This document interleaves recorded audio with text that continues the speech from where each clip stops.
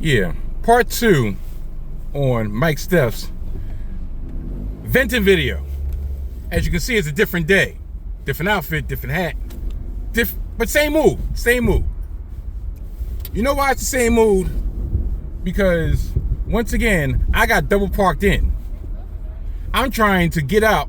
I left out my house 15 minutes early so I can try to go to Doc's Bakery and get me some $5 slices of green velvet, purple velvet, even pink velvet for $5. So I leave out my house about 15, 20 minutes early so I can get down to the bakery and get to work.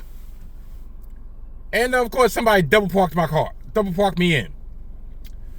A Mercedes SUV is parked in, and then I'm in front, and I'm boxed in. But as you can see me driving, you know, I got about this motherfucker because I'm a skilled driver, but I gave the benefit of the doubt. I waited 10 to 15 minutes to see if somebody would actually come and move their car, move their vehicle, and of course not. So I took a chance, and then my thing is like, listen, if I scratch your shit, you shouldn't have been there. Due to my expertise and actually driving, I got out the spot unscathed, unscratched, both to my own property and the property of others. But I digress. Continuation of yesterday. Had 2 appointments. Had an ultrasound in the morning, had a sonogram in the afternoon to check on my abdominal and to check on my liver to make sure it's still fat-free. So, first appointment was the ultrasound. Go to Lenox Hill Radiology. Literally 5-10 minutes from around my way. Had an appointment for 11:30. Supposed to be there 11:10. I get a text morning of, your appointment is 11:40. Be there by 11:20. Huh? How you gonna push my shit back? How you gonna push my shit back like my hairline without letting me know?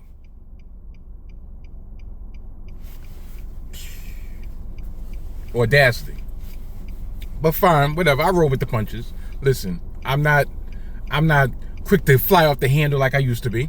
Okay, no problem. So I get there, and I wait about half hour, 45 minutes to get called. I get called to the back, and you know, it's almost like they got to take this little wand and spread some gel on you so they can get the imaging. Luckily, it was hot. It was warm. Okay, no problem. And they're doing this, and they're telling me to move over this. Take a deep breath, expand the stomach. Take a deep breath, expand the stomach. Fine.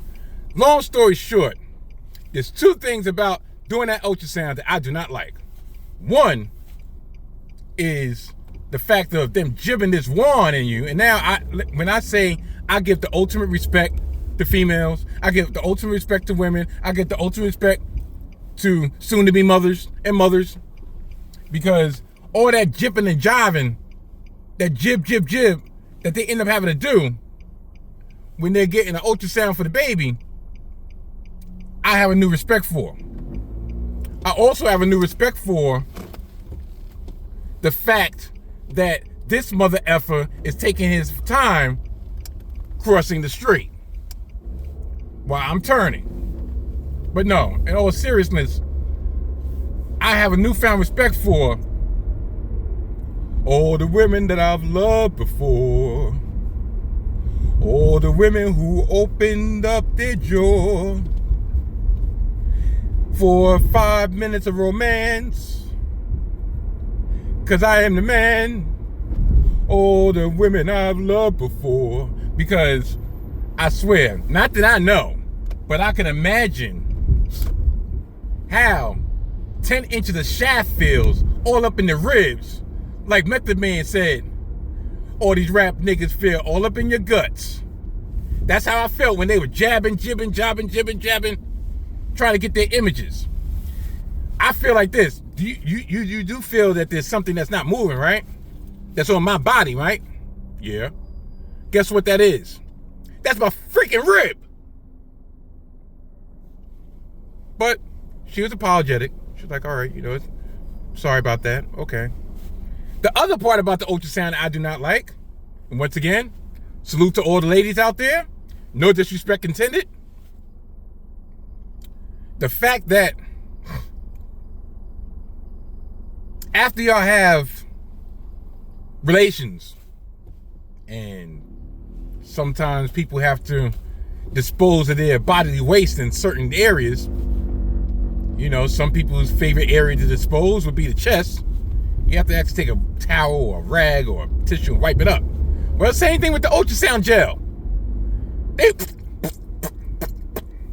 all on you, and then afterward they give you the tissue, they give you the rag, they give you the towel. Like, all right, we finished with you. Clean yourself up. There's the door. When I say I felt violated. I felt like they had their way with me. And not only that, I had to pay $15 for it.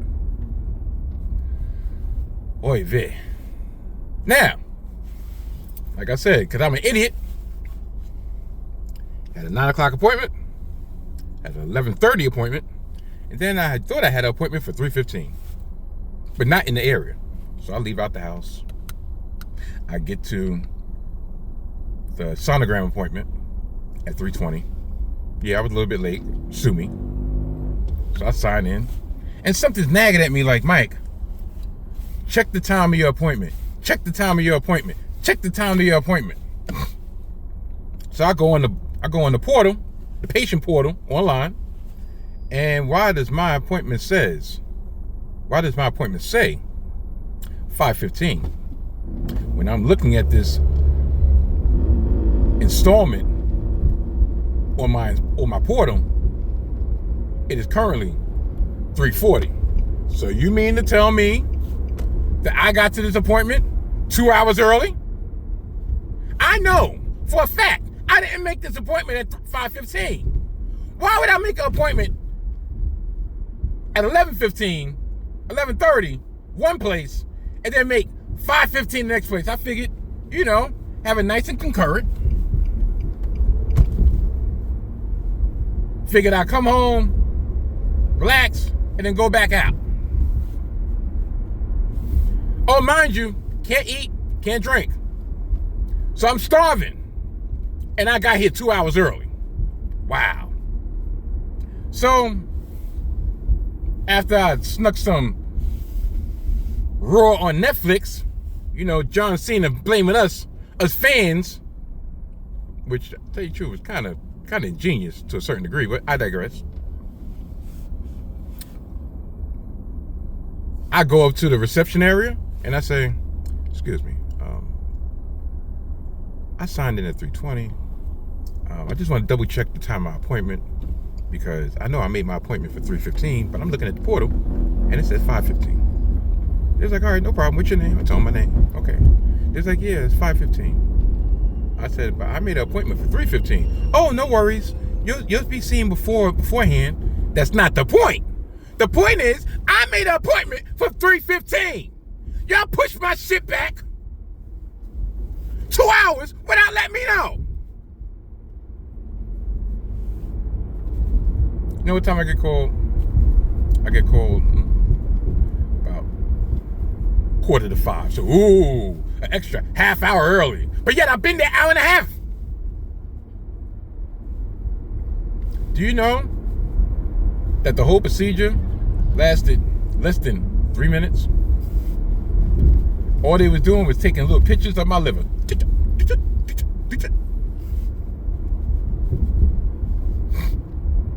Not only that, this is the part that caused some angst amongst me. The fact that they asked me to put my arm behind my head at like so. Okay, no problem. Now, I have a pinched nerve in my neck. A legit pinched nerve in my neck. So my flexibility, on top of the fact that I'm 48 going on 49, it's not as not as flexible as it used to be, as this cocksucker think we're just gonna skip the line. Ain't gonna happen. You wait your turn. Like I said. So, this is my full range of motion. It's very easy to say, excuse me, sir, I'm trying to get the imaging correct as possible. Can you, if possible, move your arm slightly more above your head? You know what this broad does? She does like this. I said, She said, did that hurt? Yes, it hurt. Oh, I'm sorry. I have a pinched nerve in my neck. It hurt. Oh, I wasn't aware. Well, that's why you should have opened your mouth and not your hands. You should have said, excuse me, sir, can you possibly move your arm a little bit further up? Wouldn't have been no problem. But no, you just take it upon yourself to... Like I'm Stretch Armstrong. Like I'm Plastic Man. Like I'm in my 20s. Because I was Stretch Armstrong. And went on and on and on and on. Back then. Like I said, all that, an hour and a half wait for 3 minutes. And not only that, 3 minutes. Within that 3 minutes, I got injured. I'm currently looking at my options on whether or not I can actually bring some type of potential lawsuit against said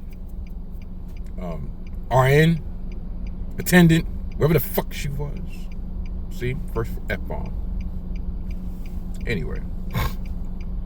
Yeah. I don't know. I'll end it with this. I fully intended these little dashes of sodium, if you will, to be an extension of my new segment on the Salty Thoughts of Mike Steph podcast, Heel Turn, where I was going to literally heel on everything that I'm pissed off about, including statistics. I'll just put it that way.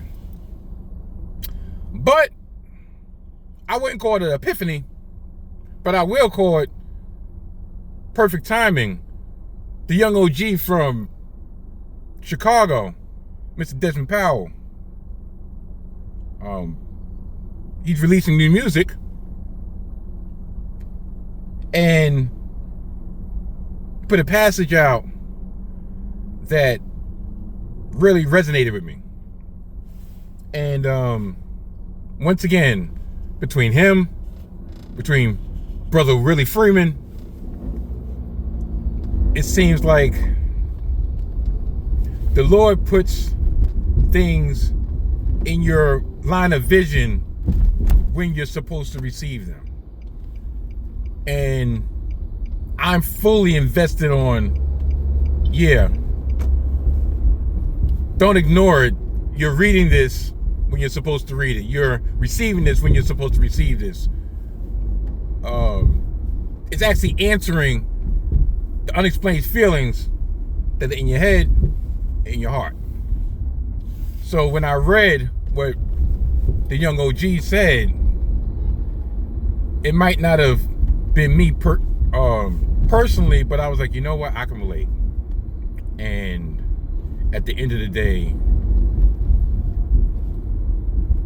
there's times you do feel down. There's times you do feel frustrated. There's times that things are not going the way you feel like it should, but everything is a plan. Everything is preordained. Everything is going the way that it's supposed to go. So yeah. So I would leave it like that. I might be back later on this week for my salty take on the rematch between Draymond Green and the Warriors, and how the Knicks allowed him to pull up their skirt after a hard-fought loss and did not show any type of solidarity whatsoever toward their comrade, toward their aggrieved teammate. So yeah, I might be back later on this week. Oh yeah, since I'm putting these shits out, I might as well let y'all know. Remember I said part 2 of my discussion with young Obama himself, Tyler McDowell Blinken, was gonna come out a couple days. Y'all didn't have to wait a week. Well, guess what? Yeah, y'all gonna have to wait a week. That episode will be dropping this coming Sunday, March 23rd, 2025. Because why not? I got these little dashes of sodium that I could fill in, and I could give y'all the long edition at its regularly scheduled timing. So, with all that being said, Mike Steph, goodbye.